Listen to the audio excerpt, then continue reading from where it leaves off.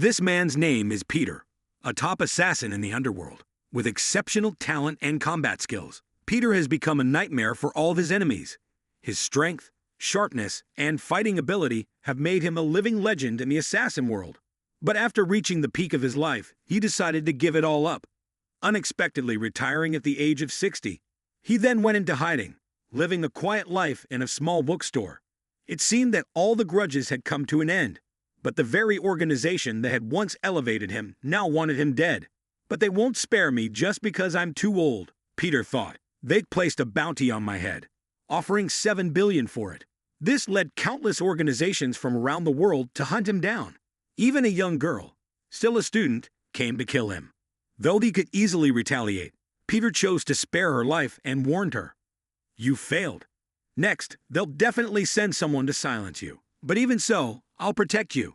Because, once upon a time, he too was a child like her, growing up with brutal beatings, surviving in the cold, and fighting like a soulless machine. While others were learning to love, he was learning to kill. When others held books, he held a gun. And now, after dedicating his entire life to the organization, he had been killed by the very same organization as a way of repaying his loyalty. But a miracle happened.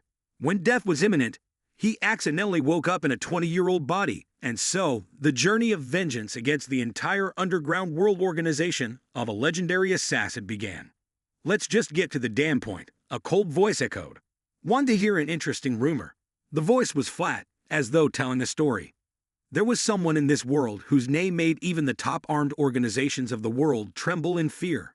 When his name was mentioned, it was as if it were deliberately emphasized. Peter.